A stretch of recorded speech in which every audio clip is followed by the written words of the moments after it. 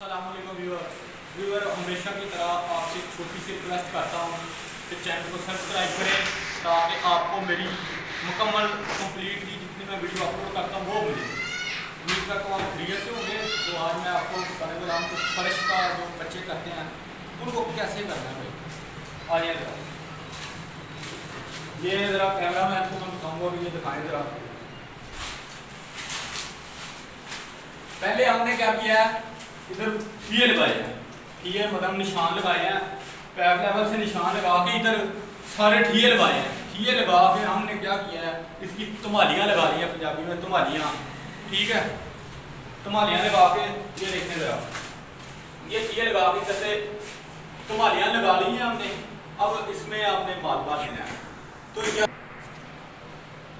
Brother हमने सबसे पहले हमने ठिये लगाए हैं, ठिये लगा के हमने तुम्हालियाँ लगा ली हैं जनाब। तुम्हालियाँ लगा के दरमियान में हमें कोई मसला है, कोई बजर कम है तो वो बजर भी डाल लिया है। अच्छा, ये बात आपने इसे पानी जरूर लगाना है नीचे, पानी लगा के फिर आपने जो इसकी कच्चे करने हैं।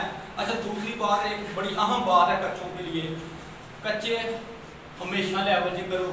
तो यार जिथे तुम पत्थर लाना है वह तुम वाया छो कि वो पत्थर ला सकन। देखो असी ਇਹਦਾ ਵਾਇਆ ਛੱਡਿਆ, मैं माशाल्लाह 2-2.5 इंच ਛੱਡਿਆ ਵਾਇਆ कि ये पत्थर ईजीली इतने पत्थर लग जाए।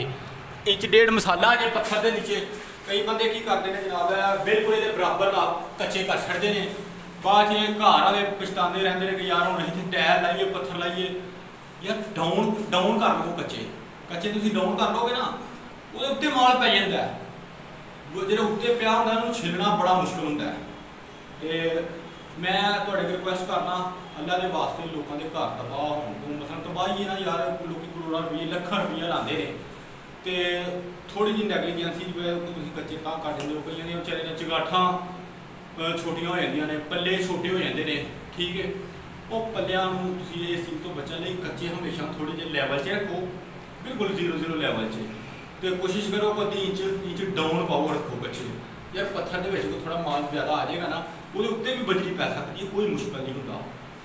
इसलिए कच्चे मैं तो बाहर भी दिखाना कच्चे कितने माल है, कंक्रीट का माल है तो मिक्स किया इधर आओ। यह हम अभी पत्थर लाना है ना, असा इसकी जगह छड़ी है, हाँ बल्कि मजीद ज़्यादा छड़ी है यार, बाद भी माल पै जाएगा, कोई मुश्किल नहीं। अगर जो मैं जी कच्चे इतने कर छड़दा तो पत्थर तो इतने आना ही लादा। थोड़े अगर रिक्वेस्ट है कच्चियां कोई मशीन ना चलाया करो, बड़ा वो हाल हूल होए ना तो वो मशीन ला लिया करो। कई लोग निके जो 2 कमरे कराने ने मशीन लैन की, वो होंगे कि इधर आउट होंगे मशीन के नाल बड़ी नाल भाते ने, एक नुक्कर चुकी होंगी है उधरों वो चुकी होंगी, जो पत्थर लाने की बारी आती है वो बेचारे मिस्त्री करते हैं। अं की करिए इतने हम थोड़ी मेहरबानी, कच्चियां का फर्शां का खास ध्यान रखा करो। ये थोड़े फायदे की गल मैं दसना पाया थानू। यार देखो एक थोड़ा फायदा इसलिए है कि थोड़े चगाठा नहीं छोटियां होनगियां, ठीक है, थोड़े दरवाजे सही रहने, दरवाजे थोड़े अपनी कमैश पूरे होंगे ना तो खूबसूरत लगेगा घर।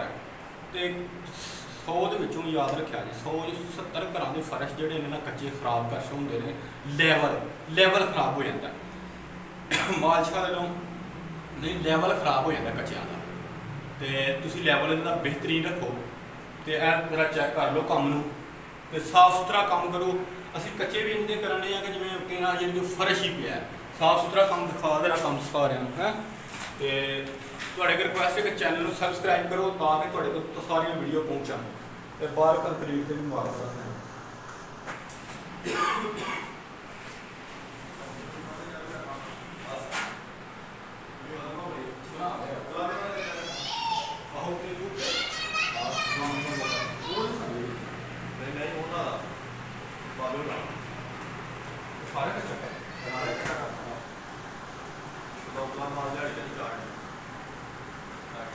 ठीक है चलो।